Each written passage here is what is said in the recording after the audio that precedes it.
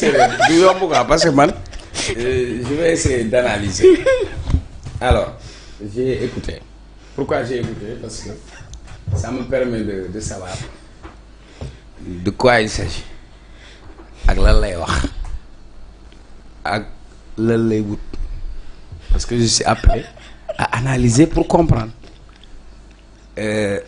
Dagg nga sax sama fil parce que dama ne mbaam gàtt na waaye ci jur gi la bokk waxuma ni mbaam la de dama ne olof moo ne mbaam gàtt na waaye ci jur gi la bokk. waaw parce que day taxaw ci balcon yi koy wax mbaam pour avoir une démocratie.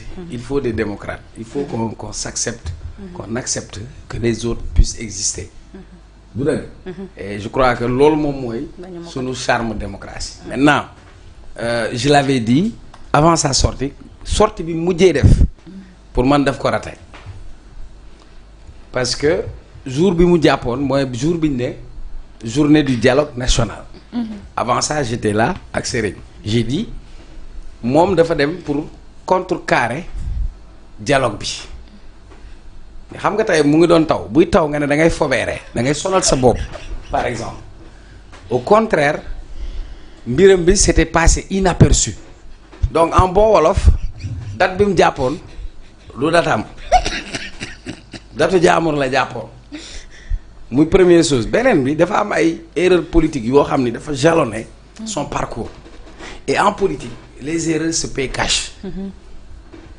C'est-à-dire aujourd'hui Barth il s'est déjà affaibli doublement. Il s'est affaibli parce que fi mu nekkoon waroon fa am taxawaay ba mu mot sëkk. bu Ousmane Sonko nekkee ci difficulté te nga ko doon woowee doomu ndey. moment boobu bu fekkoon Barth daa ñëw taxawaay bu mot sëkk ne fu Sonko dee ma dee fa. kon heure bii kenn waxatu ko. dëgg la. donc erreur politique yooyu comme nag dafa demoon ba nekk sur une position de confrontation je l'avais dit. Si Barth politiquement est parvenu à être maire de Dakar c'est parce que tout simplement il y avait l'appareil politique de Ousmane Sonko. C'est une coalition ku nekk natt nga ku nekk indi nga waaye ku ne xam nga sa morom la mu mën bi ñu koy wax dañ ko weddi woon ñu dem législative mais bi ñu demee législative moi j'avais dit Khalifa Sall s'est mis en retrait pour propulser Barth mais quand tu es à la tête d'une liste boo xamante ni Anta Babacar Ngom a été candidate à la présidentielle elle a fait ses preuves am na parrainage nga ñëw ne la yaa jiite Bougane ñe la yaa jiite nu mu tudd waa PUR. nga toog ne Dakar Macky Sall plus Karim Wade plus Idrissa nga dajale loolu yépp nga am ko au lieu yow nga dem intelligemment ak stratégie mais déedéet nga wàccee sa campagne yépp ci ñaari mbir lay am ça commence par une violence verbale ça se termine par une violence physique et ce prolongement moom moo la dal au niveau local maintenant tey je l'ai écouté. C'est pour moi parce que dafa waxoon ni le véritable changement moi j'avais dit pour man pour Barth le véritable changement devrait commencer par lui-même parce que moi j'ai suivi Barth à ses débuts boobu xaw ma foo nekkoon 2005 parti socialiste daanu amatul doole Barth ñëw convergence socialiste la commencé. 2012 la commencé suivre. moom Malick Noël Seck. 2005 boobu maa ngi primaire. Barth ànd na fi sax ak ay Guy Marius Sagna xeex na fi ba ñu tëj Guy Marius fee Tamba fële. yaa ngi dégg mais Barth nam doon def bu njëkk ba xar day weesu ba tey il peut pas continuer sur cette ligne bi mu amee woon maintenant aujourd'hui il vient draper de nouveaux habits mais affaibli pourquoi parce que Barth sa famille politique naturelle dans le parti socialiste c'était Taxawu Dakar l'appareil de Khalifa am na ñu àndoon ak moom ñi àndoon ak Khalifa ñëpp ànduñu ak Barth donc Barth est-ce que en voulant prendre son envol tout seul est-ce qu'il va parvenir à s'en sortir maintenant il vient pour donner une offre politique pour lancer mouvement ne Sénégalais man Barth dama campagne ne leen ndaanaan laa ngeen fal ndaanaan loolu la wax nee na mu tabax ay 12 man maa ko déglu defar na lu jëm ci wàllu école. mbaa du duusu 10 000 même rek ulay bu tawaay donc Barth si bilan bi mu def mi bilan li mu jot a def ci mairie Dakar nee na loolu mu jote wane bu doyee Sénégalais nañ ko jox mu tabax Sénégal parce que tabax Dakar maintenant nag jàkka jaa ngi noonu ku bëgg a noddu kaay noddu mais man ci li ma jàpp Barth trajectoire bi mu jël non seulement taxaw Dakar affaiblir na ka nekkoon Ndar nu mu tudd Ababacar Mbaye génn na Moussa Tine nekkoon allié Penco génn na donc yow sur les restes de taxaw Dakar Barth ak moom li mu am kese on va voir ce que ça va donner et puis pourquoi il se projette maintenant aujourd'hui est-ce que c'est un contexte favorable est-ce que temps bi temps la boo xamante ne parce que am na loo xam boo koy lancer aussi da ngay xool ñun temps booy dañ doon def chaque 15 jours nit ñi baal boo defee 15 jours mu taw at bi stop nga ne da nga koy def le 16 mu taw beneen at bi nga def le 14 mu taw donc ça veut dire même looy def da nga koy def ak stratégie xool ci ban contexte ak ci ban temps est-ce que temps bi c'est favorable pour que moom que le sphinx renaisse de ses cendres maintenant on va voir ce que ça va donner.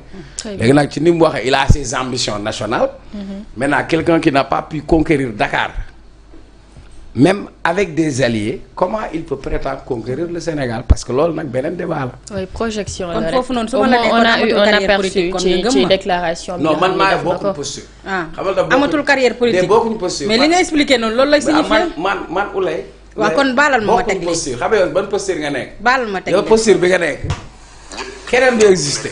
loolu nag baaxul man mel ma du ma def waxuma la kenn du exister. yow kuñ la wax non ne me fais pas dire ce que je n'ai pas dit waxuma la kenn warul exister nu mu tëddati en politique si ce n'est Ousmane Sonko dama leen ne pour l'instant sur cette opposition là gisuma ci kenn koo xamante ne mun na opposer Ousmane Sonko wala am na ci benn koo xam ne am na parcours boo xam ne mun na permettre tey mu conquérir ak Ousmane Sonko man je l'ai toujours dit alors que nag su ma fi gisee kenn koo xam ne doy na ma si biir parti Pastef gis naa fa ñoo xamante ne tey ils sont nu mu tëddati prêts à sortir pour dem ci opposition ñooñu gis naa ne tey bu ñu opposé Pastef dinañ am dara gis naa ñeneen ñoo xamante ne tey ñu ngi ci biir peut-être parti Barth mais may ñu leen ñu exister parce que ay xale yu ndaw lañ ñooñu tey bu ñu leen mettroon au devant de la scène léegi mu commencé ñëw fësaluñu seen bopp du ñu ñëw may ma ñëw rek may ma ñëw ñu dégg am na opposition mbokk yi wante opposition du opposition buy toj du opposition buy taal du opposition buy saaga du opposition buy woote xeex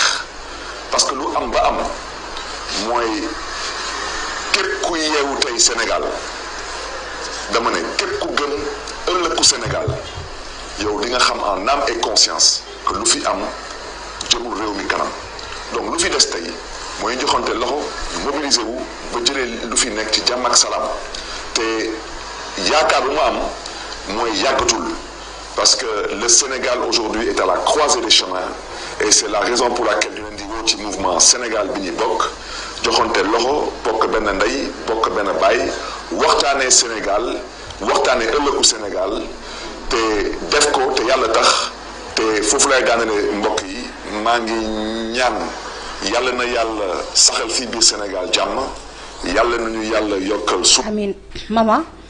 xam nga tax ma teg lii. lan la fi Barth la wax. que ne opposition am na Sénégal. c'est juste que de opposition taal. de opposition toj quand il dit cela yow en tant que journaliste tu penses qu'il répond à qui. je te repose la question. tu penses qu'il répond à qui ban nit moo fi toog y a moom même pas 48 heures de cela ne opposition am na. kañ nga may yow. da nga maa mayoon. est-ce que da nga ma mayoon. yow bu la yow parti boobu moo la si intéressé. dama la bëgg a wax rek li ma wax sànq man dama ne Barthélémy Dias wóor na ma ne du fi wax loo xamante ne sénégalais yi xamuñu ko ba pare soit dafay woote waat ci parti bi ndax depuis mu woote ba léegi gis na ne parti bi demut bu ci paree tontu kàddu yi nga xamante ne moom la Ousmane Sonko yëkkati parce que ñoom ñëpp pour que ñu exister il faudrait que Ousmane Sonko wax pour ñu exister mais ñoom ñoo ma jàngal loolu jàngat boobu laa am naa sañ-sañu wax ko moom am na sañ-sañu xalaat leneen wax xanaa man am naa sañ-sañu xalaat ne man ñoom ñëpp pour qu'il existe politiquement il faudrait que Ousmane Sonko sort il faudrait que Ousmane Sonko bind il faudrait que Ousmane Sonko wax man loolu laa gis mooy sama jàngat yow mën nga gis leneen léegi man nag li ma wax xam nga man du ma seetkat du ma tanikat du ma sànni petaaw mais li ma wax sànq moom la Barthélémy Dias wax di lan la Barthélémy Dias wax tontu na Ousmane Sonko dellu si waat na pour ñu woote waat ci parti boo xamante ne moom le 15 bi mu fi génnee loolu la ñu wax woote na ba pare léegi lu mu def nii bu taay mu nekkul tàngal ceeb lan la j'ai pas écouté le discours mais j'ai su ce qu'il va dire parce que dañoo amatul carrière politique amatuñu plan nu mu tëddee politique amatuñu dara loo xamante ne mun nañ ko wax sénégalais yi wala dénku leen ko budul dàggasante ak Ousmane Sonko am naa sañ-sañ wax ko pourtant du ma sànni petaaw de te pourtant li ma wax moom la def ci discours am de bu dee leneen la nag nga wax ma ko maman ba xam leneen dafa am boo amul leneen nga jàll ci beneen point baat du ñu tàddeel. voilà Ouleye le débat ne se pose pas sur baat sur Ndiogou Afrique wala sur Simbang Mbang ou sur Samba Peuzzi xam nga li ma la dama ne est-ce que déglu nga bu baax li ngay wax nii. yow yaa ma déggut li ngay wax nii xanaa ren la ko waa dëkk bi xam. waaw Sonko bi mu ñëwee man ren laa ko xam. waaw déglu ma Sonko bi muy ñëw di mëdd ñëpp ba ñuy toog naan Sonko daa mel ni xale yooyu di bii égaat nga xam ne bu ñëwee ñëppay ranger parce que daa ñëw rajaxe lépp fekk na fi ñu ko mot bàyyi fekk na ñoo xam ne bi ñuy am parti moom judduwul fekk na ñoo xam bi ñuy am cër moom amul cër fekk na ku demati ñooñu ñëpp mu dajale ñoom ñëpp boole dóoru léegi nee naa la législative yi passé yaa dégg baata ne la Macky Sall plus Karim Wade maa ko dégg Idrissa Seck plus diw score bi législative yi def musul am écart bu toll nii mais moi ce que je refuse mooy les autres am nañu droit exister madame.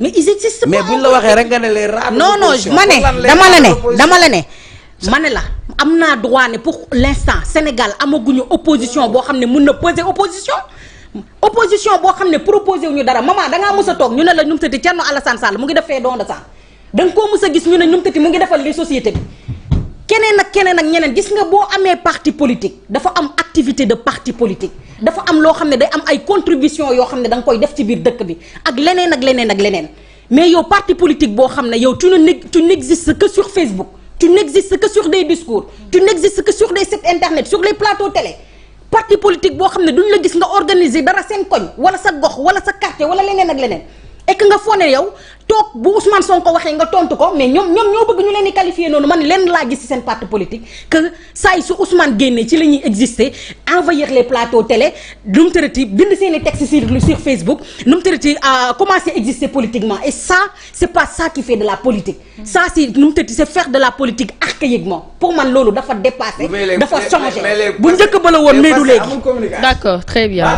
bu génnee Abass Fall mënu génn moom mu tontu.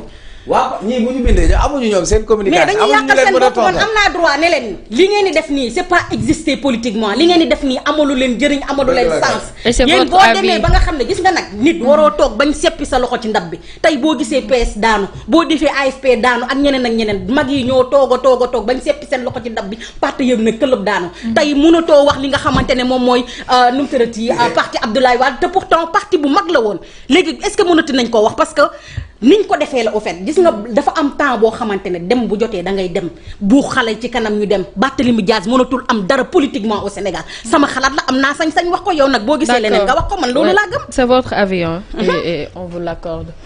C'est ça le charme du débat aussi, la contradiction. C'est pas le charme, il y a pas de contradiction. Bien sûr, déggoo wala am na contradiction kay. kii nangul contradiction nee na les autres c'est des rats. kii mooy nit les autres c'est des rats loolu war na ko wax. neen damay rajji. ah waaw bàyyi ma waay. ñu jégalu jàll ci leneen. waa Pastef am nañ seen parti am na ñu leen tontu nañ génn Sonko gën a parti man tontu lu ma waa Pastef man sama analyse laay jox li ma gëm man li ma xalaat laay wax. man je suis pas là pour Pastef. jërëjëf parce que je pense que je fais partie des rares personnes yoo xam ne bu ma waree critiquer Pastef dama koy critiquer lu ñu bëri ñemewut man bi wax di metti laay wax du léegi. merci déggoo ma de. lii mooy rajji nag.